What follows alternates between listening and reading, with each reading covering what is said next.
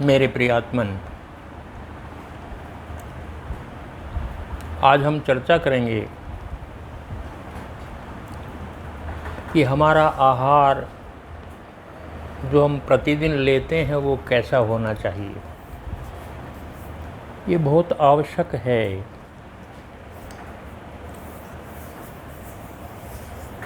शास्त्र कहते हैं अन्नम ब्रह्म, अन्न ही ब्रह्म है। अर्थात यदि अन्न ना हो तो हमारे जीवन नहीं होगा। अन्न हमारे जीवन का आधार है। अन्न से ऊर्जा मिलती है, उस ऊर्जा से हमारा जीवन चलता है।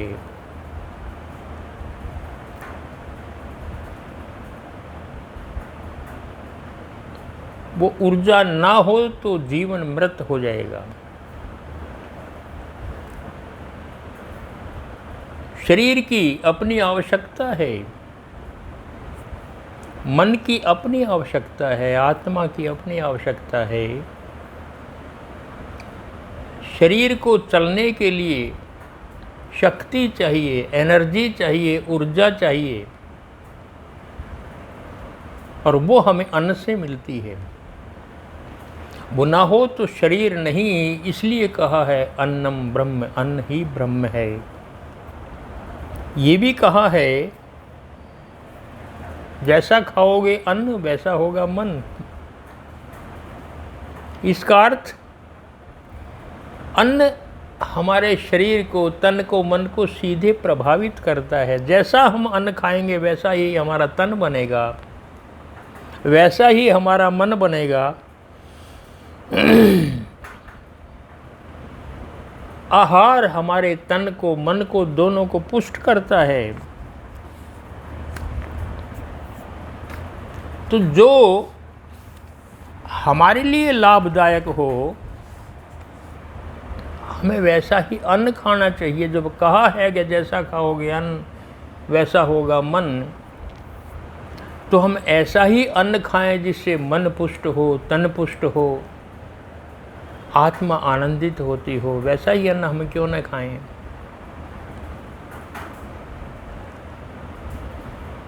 अब हम देखेंगे जिसको हम आहार कहते हैं उसका अर्थ क्या है। आहार कैसा होना चाहिए उसके विषय में हम चर्चा करेंगे। आहार होता क्या है। आहार का मूल अर्थ है जो भी हमारे शरीर के द्वारा बाहर से लिया जाता है, हमारी ज्ञानेंद्रियों के द्वारा बाहर से भीतर लिया जाता है, उसको हम आहार कहते हैं। Whatever we receive from the outside, that is called food। और वो केवल भोजन नहीं होता, वो केवल मुंह से नहीं लिया जाता। जो बाहर से हम लेते हैं वो आँखों के द्वारा भी लेते हैं, कानों के द्वारा भी लेते हैं, त्वचा के स्पर्श के द्वारा भी लेते हैं। जो भी बाहर से लेते हैं वो आहार है। इसको हम थोड़ा सा समझ लेंगे। वो हमारा आहार है जो भी हम किसी भी रूप में इंद्रियों के द्वारा लेते हैं।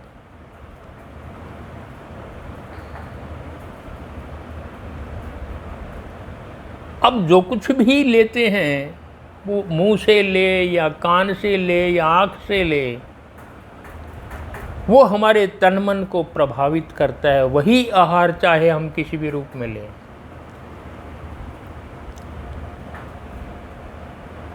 हमारे तन मन को संयमित करता है, नियमित करता है जो आहार इस प्रकार का हो जो हमारे प्राणों को शांत करे, आंदोलित या उद्वेलित ना करे, शांति दे, स्थिरता दे, निष्पंदता दे।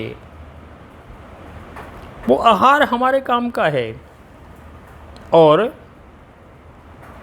उस आहार को ही सात्विक आहार माना गया है, जिसको हम शाकाहारी कहते हैं।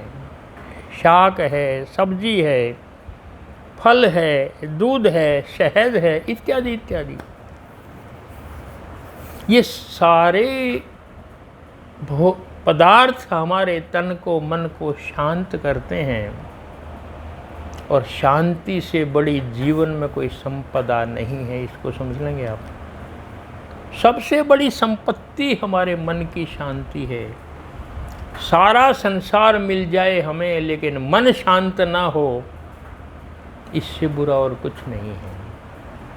और ऐसा आपने भी देखा होगा, अरबपति खरबपति पर शांति नहीं है, बड़े बड़े पद पर हैं, बड़ी बड़ी पोस्ट पर हैं, लेकिन अशांत हैं, नींद नहीं आती, भूख नहीं लगती। दो ही तो चीज़ मुख्य हैं, भूख और नींद। मैं प्रायः कहता हूँ, दो ही सुख हैं, दो ही दुख हैं। जिसको भरपूर भूख लगती है और फिर भरपूर नींद आती है, वो संसार में उससे बड़ा सुखी कोई नहीं है। चाहे वो झोंपड़ी में रहता हो, भूख लगे तो भोजन मिल जाए और नींद आए तो उसके पास समय हो सोने का। और जो दूसरे कहीं बहुत उसमें चिपटे हुए हैं, उनके पास सब कुछ है पर भूख नहीं लगती, जाने भूख के लिए क्या क्या लेते हैं, और इतने झंझटों में फंसे हुए हैं, इतना मन अशांत है कि नींद नहीं आती, और नींद की दवाइयाँ और गोलियाँ लेकर के सोते हैं, बेचैन करवटे तब भी नहीं आती। दोनों सुख हैं, दोनों सुख हैं। और आश्चर्य ये है, जिनके पास सब कुछ है, सोने का भी समय है, खाने के लिए बहुत कुछ है, वो खा सकते नहीं, वो सो सकते नहीं। और जो निर्धन व्यक्ति है, उसको हमने कितना देखा कि वो बेचारा इतनी मेहनत करता है, फिर भी पेट भर उसको भोजन नहीं कमा पाता, और जब थक के सोना चाहता है तो इतना काम लिया जाता है कि वो पूरी नींद भी नहीं ले सकता। बड़ी विडंबना है ये हमारे जीवन की, लेकिन है। तो हम ये प्रयास करें कि मन शांत रहे। और जैसे मैंने कहा कि हमारा आहार, हमारा भोजन सीधे प्रभावित करता है हमारे तन मन को, और उसमें सर्वश्रेष्ठ अब तक माना गया है कि शाकाहारी भोजन हो। और शाकाहारी भोजन होगा तो सुपाच्य होगा, शांति देगा, स्थिरता देगा, उसको सही माना गया है। उत्तेजक भोजन अशांति पैदा करता है।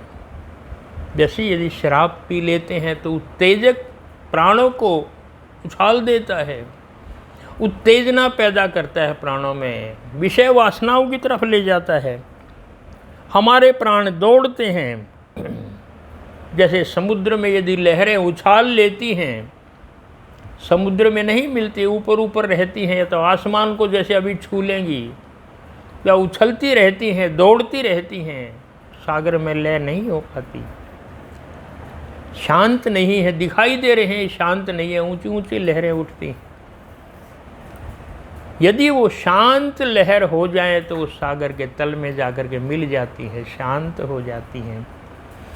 ऐसे ही यदि हम मादक पदार्थ लेते हैं जो उत्तेजना पैदा करते हैं, तो प्राणों को उछालते हैं, अशांति पैदा करते हैं, बेचैनी पैदा करते हैं, शांति नहीं मिलती। और जो हमारा सबसे बड़ी संपत्ति जिसको मैं कहता हूँ शांति, जब वही नहीं मिली तो फिर मिला क्या? ऐसे हम भोज्य पदार्थ क्यों लें, ऐसा आहार क्यों ग्रहण करें जहाँ हमारे मन की लहर शांत ना हो पाए, प्राणों में मिल ना पाए, और वो प्राण बेचैन रहें, उन्हें विश्राम ना मिले, उन्हें आराम ना मिले। ऐसा भोजन हम क्यों करते हैं? उससे हमें दूर रहना चाहिए। मादक पदार्थ तो मुंह से लिए जाते हैं, शराब हो या कुछ और नशे की चीज़ें हो, लोग खाते पीते हैं। लेकिन केवल वही मादक पदार्थ नहीं है जो हम मुंह से लेते हैं। मैंने कहा कि आहार वो है जो हम अपनी इंद्रियों के द्वारा किसी तरह से भी बाहर से लेते हैं। आँखों के द्वारा हम बहुत भोजन लेते हैं, कान के द्वारा बहुत भोजन लेते हैं। आप जाते हैं सिनेमा हॉल में और आँखों से सिनेमा देखते हैं, कानों से सुनते हैं आवाज़, और कैसे कैसे दृश्य सिनेमा में होते हैं वो आप देखते हैं। कितने उत्तेजक होते हैं, आपके भीतर वो उत्तेजना, आंदोलन, उद्वेलन पैदा करते हैं। कभी तो अश्लील चित्र होते हैं, कभी मार काट के हिंसा के होते हैं, आपको शांत नहीं होने देते। वो भी आहार है जो हम आँखों के द्वारा, कानों के द्वारा ले रहे हैं। जो ही वो हम ऐसी चीज़ें देख करके आते हैं तो आप क्या समझते हैं, रात को नींद आ जाती है। रात भर वही हिंसा हमें दिखाई देगी, रात भर वही अश्लीलता हमें दिखाई देती है, आकर्षित करती है, डराती है। स्वप्न में वही दिखाई देता है। तो केवल भोजन मुंह से नहीं है जो हमने आँखों के द्वारा लिया है, वो भी हमने भोजन लिया, आहार लिया है, जिसका सीधा प्रभाव हमारे तन मन पर पड़ता है। कितने अश्लील चित्र होते हैं जो हम देखते हैं वहाँ जा कर के। इतना ही नहीं, हम घर से निकलते हैं, जगह जगह पोस्टर लगे हुए हैं, बड़े बड़े बैनर लगे होते हैं, बिजलियों के खंभों पर बड़े बड़े लगे होते हैं, बिजली चमचमाती है, उसमें भी ऐसे अश्लील चित्र होते हैं, आकर्षक होते हैं। कई तरह के नारे लिखे होते हैं, कई तरह के विज्ञापन होते हैं, वो भी हम देखते हैं, वो भी हमारे भीतर जाते हैं, खलबली मचाते हैं। वो हमें विश्राम नहीं देते। वो हम जब जाते हैं वो सारा हमारे भीतर जाता है, जो हम देखते हैं उसका प्रभाव पड़ता है। केवल इतना नहीं, हम अखबार पढ़ते हैं, कितना कुछ उसमें मिला होता है, वो सारा हमारे भीतर जाता है।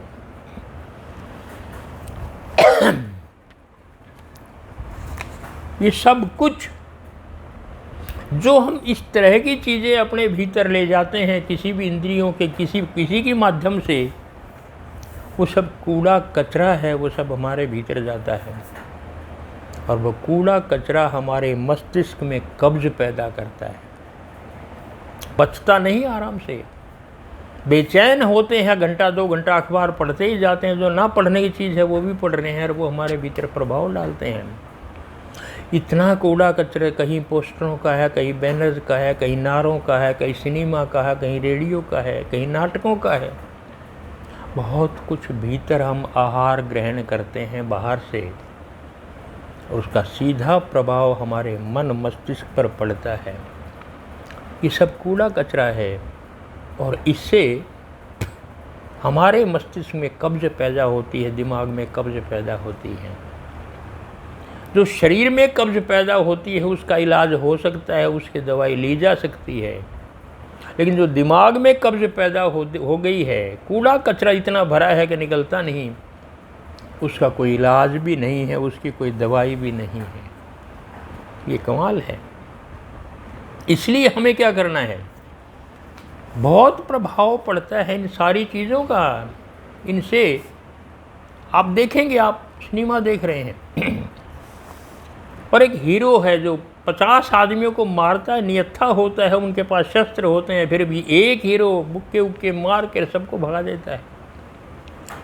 किस तरह वो लड़ता है, किस तरह मारता है, और औरतें लड़कियां देखती हैं, ऐसा हीरो काश मुझे मिलता। वो अपने पति में, अपने आदमी में वही हीरो ढूंढती हैं, और पति में वो हीरो मिलता नहीं, वो प्रसन्न नहीं होती, वो तृप्त नहीं होती। इतना ही नहीं, वो हीरो वाला आदमी केवल पति में नहीं ढूंढती, वो बाहर भी कहीं ढूंढती है कोई मिल जाए तो। लेकिन वास्तविकता ये है, ऐसा आदमी, ऐसा हीरो कहीं नहीं मिलेगा। ऐसा ही उल्टा है, आदमी देखते हैं कैसी हीरोइन है, कितनी मदमस्त है, कितनी सुंदर है, कैसे कपड़े पहने हुए है, किस प्रकार से आकर्षित करती है सबको, कैसी बिंदास है। काश अपनी पत्नी भी ऐसी होती। वो भी सपने देखते हैं, और जो पत्नी में नहीं मिलती वो हीरोइन तो वो बाहर ढूंढते हैं संसार में कि ऐसी कहीं मिले। लेकिन ऐसी हीरोइन संसार में व्यवहारिक रूप से कहीं होती ही नहीं। वो जो सिनेमा में देख के आए हैं वो तो फैब्रिकेटेड है, बनावटी है। जाने कितने डिजाइन करने वालों ने, फेस को, चेहरे को लिपा पोती करने वालों ने, बालों को सीधा टेढ़ा करने वाले कितने कितने कलाकारों ने, डिजाइनरों ने उसको ऐसा बनाया है। कितने डायरेक्टर ने उसको चलना सिखाया है, बोलना सिखाया है, मटकना सिखाया है, नृत्य करना सिखाया है। सब बनावटी हैं। वो घर में भी यदि ढूंढने जाएगा कि ऐसे मिलेगी तो घर में कहाँ मिल सकते हैं। वो स्वयं, वो कलाकार, वो नारी जो दिखाई देती है वहाँ पर, यदि वो भी अपने घर में आए और अपने घर में ढूंढे कि मैं ऐसी हूँ, तो वो स्वयं घर में ऐसी नहीं है, क्योंकि घर में तो बनावट होती नहीं है, वो केवल पर्दे पर बनावटी है। अपने घर में आकर के भी वो नकली बन जाएगी, चाहे वो पुरुष हो, चाहे नारी हो, चाहे हीरो हो, चाहे हीरोइन हो। वही जो पर्दे पर दिखाई देती है वो अपने घर में स्वयं आकर के भी ऐसी नहीं होती। और आश्चर्य है, पुरुष और नारी दोनों ऐसी स्त्रियों को और ऐसे पुरुषों को संसार में ढूंढते रहते हैं। काश ऐसी हो, क्योंकि देख करके आए हैं, आहार कर कर के आए हैं। वो भी आहार है जो हमने ले लिया है भीतर सिनेमा से, किसी तरह से भी, और वो मिलती नहीं। इसलिए पुरुष और नारी कभी भी तृप्त नहीं होते, अतृप्त रहते हैं। क्यों? देख करके जो कल्पना में उन्होंने एक छवि बना ली है, हीरो की या हीरोइन की, स्त्री की या पुरुष की, वो पुरुष स्त्री तो कहीं भी नहीं है संसार में। उम्र भर ढूंढते हैं, इसलिए अतृप्ति का भाव सदा मन में बना रहता है। ऐसा आहार किया है उन्होंने आँखों के द्वारा, कान के द्वारा, के संभव नहीं है वो मिले। इसलिए आप जिसको भी देखोगे अतृप्त देखोगे, ढूंढती रहेंगी उनकी निगाहें कहीं ऐसा मिल जाए संसार में। ऐसा कहीं नहीं मिलता, इसलिए बहुत उपद्रव होता है, बहुत उपद्रव होता है। तो इसलिए हमें केवल आँखों कानों के द्वारा नहीं, उपचार एक ही है कि अपनी इंद्रियों के बाहर कोई ऐसा विवेक का चौकीदार खड़ा करें, ताकि हम इंद्रियों के माध्यम से वही भीतर ले जाएं जिसकी हमें आवश्यकता है। वो चाहे मुंह के द्वारा हो, वो चाहे आँख के द्वारा हो, चाहे कान के द्वारा हो। ऐसा विवेक का चौकीदार हम बाहर खड़े, सिक्योरिटी गार्ड हो, जो हमारे लिए लाभदायक हो। केवल वही भीतर जाके बाहर के कूड़े कचरे को बाहर ही कर दे। इसमें अपने ही विवेक की आवश्यकता है, ये बहुत आवश्यक है। बाकी तो आप देखते ही रहते हैं कि आजकल क्या कुछ खाया जा रहा है। जिस भी नई पीढ़ी, तो आश्चर्य होता है, नई पीढ़ी तो घर का, रसोई का बना हुआ खाना खाना ही नहीं चाहती है। माएँ, बहनें, पत्नियाँ इतना प्यारा बनाती हैं, अपने सब कुछ प्रेम उड़ेलती है उसमें बना बना करके। लेकिन आज की नई पीढ़ी को बाज़ार का ही अच्छा लगता है। उसमें चाहे पिज़्ज़ा हो, बर्गर हो, चाउमीन हो, मोमोज हो, और जाने क्या क्या, उसके साथ कोका कोला और पेप्सी कोला और जाने कितने तरह के पेय पदार्थ, ये सब कुछ मिल करके मोटापा पैदा करते हैं। और वो मोटापा हमारे स्वास्थ्य के लिए बहुत बहुत हानिकारक है। आज संसार में विशेष रूप से अमेरिका, यूरोपियन और ऐसे ऑस्ट्रेलिया, रूस, इन देशों में अरबों खरबों रुपया मोटापे को कम करने के लिए खर्च किया जा रहा है। ऑपरेशन किए जा रहे हैं, अंदर जो फालतू चर्बी चढ़ गई है उसको निकालने के ऑपरेशन किए जा रहे हैं, अनेक तरह की दवाइयाँ की जा रही हैं, अनेक तरह के एक्सरसाइज और जिम और जाना क्या क्या, खरबों रुपया खर्च हो रहा है इसी बात। सबसे बड़ी समस्या आज मोटापे की हो गई है संसार में, कमाल है। कभी भोजन नहीं मिलता था, निर्धन थे सारे देश, और आज इतना मिलता है और इतना खाते हैं कि भीतर भीतर भीतर भीतर इतना मोटापा आ गया है। खाएं घर का भोजन तो तृप्ति होती है, लेकिन बाज़ार का खाते हैं वो अपाच्य होता है, पचता नहीं, और श्रम करते नहीं, मेहनत करते नहीं। खाएं और मेहनत तो करें, शारीरिक श्रम करें तो कुछ भी लक्कड़ हजम पत्थर हजम हो जाएगा, लेकिन चीज़ें ऐसी खानी वो पचती नहीं है, वर्षों ऊपर रखी रहती हैं। तो उसका भी हमें ध्यान रखना है कि हम क्या खाएं क्या ना खाएं। और एकमात्र आदमी ऐसा है जो सब कुछ खाता है, ये भी आश्चर्य है। पशुओं को आप खेत में ले जाएं, गाय को भैंस को आप चरना छोड़ दें घास में, कई तरह की घास होती हैं, लेकिन वो वही घास खाती हैं जो उनके लिए संयमित हो, जो उनके लिए ठीक हो, बाकी छोड़ देती हैं।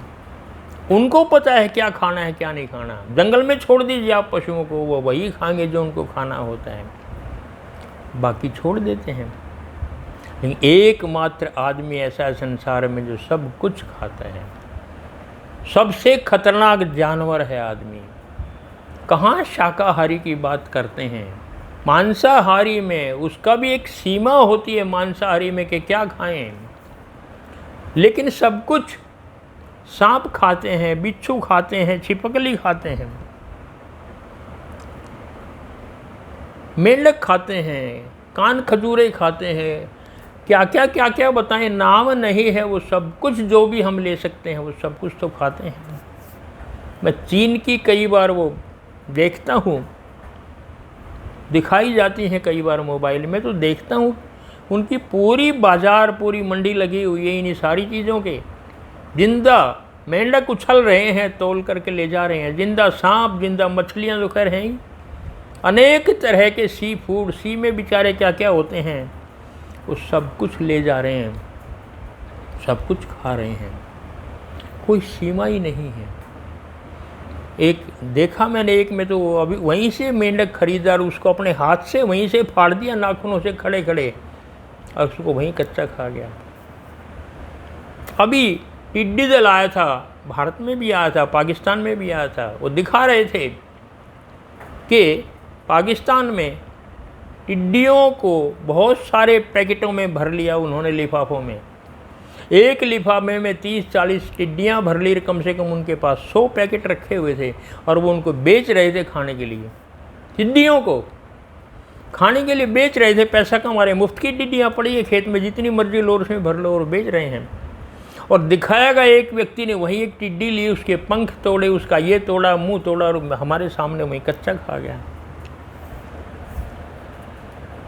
आदमी बहुत खतरनाक हिंसक पशु है, वो सोचता ही नहीं मुझे क्या खाना है क्या नहीं, वो सब कुछ खा जाता है, और उसी से हिंसा पैदा होती है।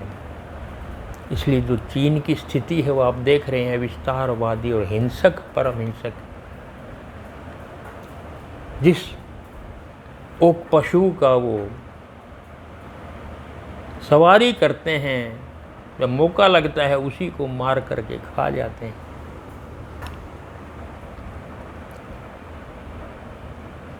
विवेक ही नहीं है क्या खाना है, कहाँ खाना है, कैसे खाना है। इतना तो हो कि हमें क्या भोजन करना है। और मांसाहारी को भी हमने देखा वो कितना खाते हैं, आपने देखा कभी? शेर केवल एक बार भोजन करता है, दोबारा नहीं, दिन में एक ही बार खाएगा। उसकी आंत छोटी होती है, एक ही बार भोजन है। जो लोग मांसाहारी हैं वो भी एक बार केवल खा सकते हैं, कोई कठिनाई नहीं है, उसमें इतनी ऊर्जा होती है, वो खाएं। लेकिन वो मांस किसी दूसरे के द्वारा पचाया गया है, पकाया गया है किसी भोजन के द्वारा, किसी पशु को मार के खाते हैं। उस पशु ने कुछ अपना आहार किया है, उससे मांस बना है, वो पच गया है, वो पक गया है, उसको मार करके मनुष्य खा रहा है, ये शोषण नहीं तो और क्या है। उसने पचाया है अपने भोजन के लिए, अपने जीवन के लिए, तुम उसको खा रहे हो, उसके पचाए हुए को, उसके पकाए हुए भोजन को। वो उसका भोजन था, तुम मार के खा रहे हो, शोषण है। पचाया उसने, मेहनत उसने की, खा तुम रहे हो। इससे बड़ा शोषण और क्या है। ऐसे ही मैंने शाकाहारियों को देखा। शाकाहार कम से कम 3-4 बार, 2-3 बार तो दिन में ज़रूर भोजन करना चाहिए शाकाहारी को। उसमें भी देखा एक ही बार खाते हैं दिन में, इतना पेट भर के खा लेंगे जानबूझ करके कि दोबारा भूख ना लगे।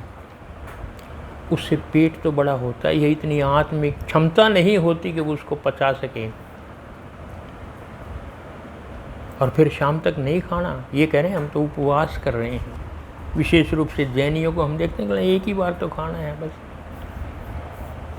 नहीं, शाकाहारी हैं 2-3 बार खाइए, आवश्यक है। ये कोई तप और तपस्या नहीं है कि हमने एक ही बार खाना है या कि हमें 21 दिन उपवास करना है, कोई संबंध नहीं है इसका। शरीर को भोजन चाहिए और चाहिए, उसके साथ क्यों अन्याय करते हो आप। अपनी महत्वाकांक्षा के लिए, अपने दिखावे के लिए आप ये सब कर रहे हो, इसकी आवश्यकता नहीं है। शरीर को आराम दीजिए, शरीर को विश्राम दीजिए। परमात्मा की धरोहर है शरीर, ऐसे थोड़े बनाया है। इसलिए सम्यक भोजन करें, आवश्यक है समय पर भोजन करें। क्यों ऐसे संकल्प विकल्प के मैंने तो ऐसे खाना है ऐसे नहीं खाना, ये आवश्यकता नहीं है, ज़रूरी बात नहीं है। एक और जैनी समझते हैं कि हम तो रात्रि को भोजन नहीं करेंगे, दिन में करेंगे। बड़ी अच्छी बात है, दिन में ही करना चाहिए। पर उनके पीछे धारणा उनकी ये रहती है कि रात्रि को करेंगे तो हिंसा ना हो जाए, कोई मच्छर मक्खी ना खाया जाए। इससे कोई संबंध नहीं है उसका, हिंसा का संबंध वास्तविक ये है कि भोजन सूर्योदय के बाद करना चाहिए, सूर्यास्त से पहले करना चाहिए। शाम को भी सूर्य उगता है, सूर्य जागता है तो संसार जागता है, जगत जागता है, पृथ्वी जागती है। और जब सूर्योदय होता है ऊर्जा पैदा होती है। और जब उस समय हम भोजन करते हैं तो हमारे सारे शरीर में जो हमारा पाचन तंत्र है वो सक्रिय हो जाता है, ऊर्जावान हो जाता है उस सूर्य से। क्योंकि सूर्य में हमारे प्राण बसते हैं। सूर्य ना होता तो पृथ्वी ना होती, हम भी नहीं होते। इसलिए जब सूर्य है तो उस समय भोजन करें। इसका हिंसा अहिंसा से कोई तात्पर्य नहीं है। सूर्योदय के बाद भोजन करें तो सूर्य से जो ऊर्जा मिलती है वो जल्दी पचती है। और सूर्यास्त से पहले करें। सूर्यास्त के बाद जैसे सूर्य सो गया संसार सो गया, सूर्य सो गया जगत सो गया, सूर्य जागा तो जगत जागा। तो सूर्यास्त से पहले भोजन करना चाहिए। हमारे यहाँ तो देहात में पहले ही था कि सूर्यास्त से पहले कर लिया करते थे और उसके बाद करते थे तुरंत। लेकिन आजकल की स्थिति आप सभी समझ रहे हैं, कितना कहें ना कहें कि रात को 9 बजे 10 बजे 11 बजे 12 बजे भोजन करते हैं, उससे पहले करते ही नहीं हैं। सोच ही नहीं सकते उससे पहले करने का। और रात को 11-12 बजे किया और करते कि साथियों का लटक जाते हैं, चारपाई पर सो जाते हैं। सूर्य की ऊर्जा नहीं, सो गया वो तो ऊर्जा समाप्त हो गई है, पचता भी नहीं है।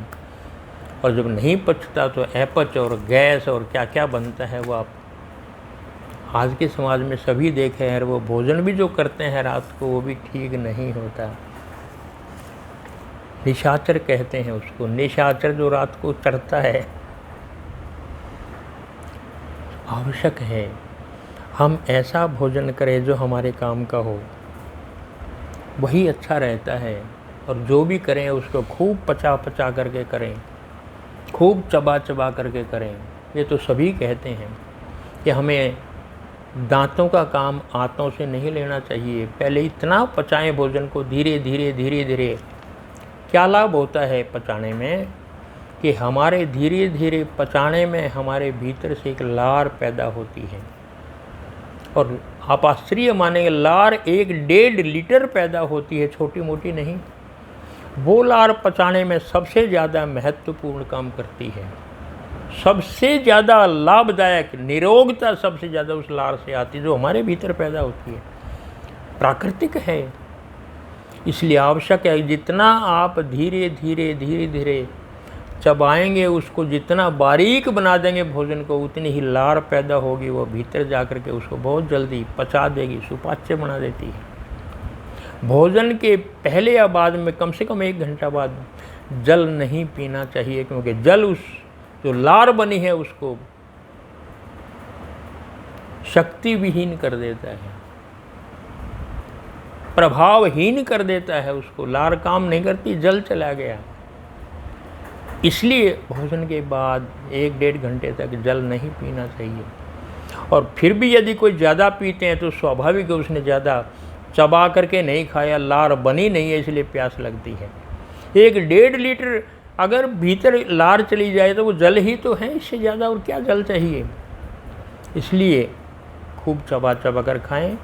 चबाने में आपके दांतों की एक्सरसाइज भी होगी, चबाने में भीतर आराम से सुपाच्य सब कुछ हो जाएगा, आराम से पच जाएगा। और जो हमें पचाने के जो तंत्र है भीतर, उसको ज़्यादा मेहनत नहीं करनी पड़ेगी। जो ही आप खाना खाते हैं आपको नींद आने लगती है। क्यों आती है? इसलिए आती है कि हमारी जितनी भी ऊर्जा है शरीर में वो भोजन को पचाने में लग जाती है और कुछ नहीं करने देती। भोजन को पचाने में सारी ऊर्जा लग गई, और जब ऊर्जा लग गई तो जितनी आप ऊर्जा कमाते हैं भोजन से, उससे ज़्यादातर तो उसी भोजन को पचाने में लग जाती है। तो क्लिष्ट भोजन ना करें, भारी भोजन ना करें कि उसको ज़्यादा जोर लगाना पड़े। चबा कर खाएंगे तो जल्दी पच जाएगा, तो भी जोर नहीं लगाना पड़ेगा, इसलिए नींद भी नहीं आएगी। तो अच्छा है कि हम वो आहार करें जो हमारे लिए सब तरह से लाभदायक हो, जो हमारे लिए बहुत ज़्यादा सुपाच्य हो, सब तरह से आसान हो, वो अच्छा लगता है। और अब जिसको जिसकी आवश्यकता है वो तो खाएंगे ही खाएंगे। जो श्रम करते हैं, जो मेहनत करते हैं, वो शक्कर खाएंगे, मीठा खाएंगे, क्योंकि वो पचा सकते हैं। आप उनको मत कहिए कि तुम्हें मधुमेह हो जाएगा, कि शुगर हो जाएगी। उनको आवश्यकता है उस मीठे की, उसको आवश्यकता है शर्करा की, उसको ज़रूर दीजिए आप। बच्चे कितनी उछल कूद करते हैं, सारा दिन वो चैन से बैठ नहीं सकते, आप धमकाते रहते हैं, चैन से क्यों नहीं बैठते। वो इतना उछल कूद करते हैं, उनको ऊर्जा की आवश्यकता है, और वो ऊर्जा उनको मिठाई से मिलती है। और आप बच्चे को मिठाई खाने नहीं देते, दांत खराब हो जाएंगे। तो बच्चा सोचता है चले विटामिन खाओ, जाने कितने विटामिन बाज़ार में इतने महंगे महंगे विज्ञापन आए कि वो खाओ आप। बच्चा वो खाना पसंद नहीं करते, लेकिन माँ बाप ज़बरदस्ती उसको खिलाते हैं। बच्चे तो रसगुल्ला खाना चाहते हैं, बच्चे तो आइसक्रीम खाना चाहते हैं, लेकिन आप खिलाते नहीं हैं। अब बच्चा कह रहे हैं कैसा भगवान है, हे भगवान, विटामिन ज़बरदस्ती खिलाए जा रहे हैं, कैसा भगवान है तू हमारे लिए, वो विटामिन रसगुल्ले में क्यों नहीं भर देता, वो विटामिन तू आइसक्रीम में क्यों नहीं डाल देता कि हमें घर वाले खाने नहीं दे रहे हैं। नहीं, बच्चों को आवश्यकता है उसकी। वो इतना श्रम करते हैं, इतनी भागदौड़ करते हैं, उछल कूद करते हैं कि उनको चाहिए मीठा, उनको खाने दीजिए आप। जो श्रम करते हैं उनको आवश्यकता है, जो नहीं करते उनको वो चीज़ें मत दीजिए आप। ये सब सोचना पड़ेगा। प्रत्येक व्यक्ति की अपनी आवश्यकता है, वो क्या काम करता है, कितना शरीर है, क्या उम्र है, सब कुछ चाहिए। उस हिसाब से ही हमें भोजन लेना चाहिए, वही हमारे उपयुक्त है, उसी को हम सम्यक आहार कहते हैं। और मैंने पहले कहा था अन्नम ब्रह्म, अन्न ब्रह्म है। हमें अन्न की पूजा करनी चाहिए, बचा कर रखना चाहिए, आदर करना चाहिए, उसको कभी वेस्ट नहीं करना चाहिए। हमारे यहाँ तो ऐसे ही छोड़ देते हैं खाना, होटल में जाते हैं वहाँ थाली, और घर में आते हैं वहाँ। मुझे पता है स्विट्ज़रलैंड में शायद टाटा या बिरला की ही बात है, किसी छोटे मोटे की नहीं। उन्होंने कह रहे हम 3-4 मित्र थे, होटल में खाना खा लिए, खाना मंगाया और कुछ खा लिया और बाकी छोड़ दिया। बिल मंगाया और बिल देने लगे। बेरा क्रोधित हो गया, ये भोजन क्यों छोड़ा। तो कह हमने कहा कि हमने बिल पूरा दे दिया, आपको इससे क्या गया, मुझे इससे है, दिस इज़ नेशनल वेस्टेज, अपराध है ये। वो कहने लगे अपराध है हमारे यहाँ, ये क्यों आपने छोड़ा है ये। उसने पुलिस को बुला लिए तुरंत, बिल पूरी पेमेंट करने के बाद भी पुलिस को बुला दिया। देखो ये वेस्ट कर रहे हैं, मुश्किल से जुर्माना लगा दे करके वो कहीं से छूट करके आए। इसलिए हमारे देश में तो हम देखते हैं जिनके पास बहुत भोजन है वो ऐसे ही छोड़ देते हैं, कूड़े में जाता है, भूखे वाले भूखे मरते रहते हैं। हम अन्न का आदर करें, वास्तव में अन्न को ब्रह्म समझें, आदर करेंगे अन्न तो अन्न हमारा आदर करेगा, हमें पुष्ट करेगा। इसलिए विवेक का चौकीदार हम अपने इंद्रियों के बाहर खड़ा करें और फिर देखेंगे हमारे तन मन को क्या आवश्यकता है, वही हम भीतर ले जाएं। मुंह के द्वारा भी, आँखों के द्वारा भी, कान के द्वारा भी ठीक ठीक आहार भीतर जाए, हमारा तन भी स्वस्थ रहेगा, मन भी स्वस्थ रहेगा, आत्मा भी आनंदित रहेगी। आज इतना ही। बाकी प्रसंग हम फिर ले लेंगे। आशा है आपको जीवन में काम की चीज़ है ये आहार पर जो कुछ भी कहा गया है, क्योंकि प्रतिदिन क्या प्रतिपल की बात है, सुबह दोपहर शाम हम करते रहते हैं। इसलिए आवश्यकता मैंने इसको इसलिए समझा कि इस पर हम ज़रूर कुछ विचार विमर्श करेंगे। आज इतना ही। जय श्री राम।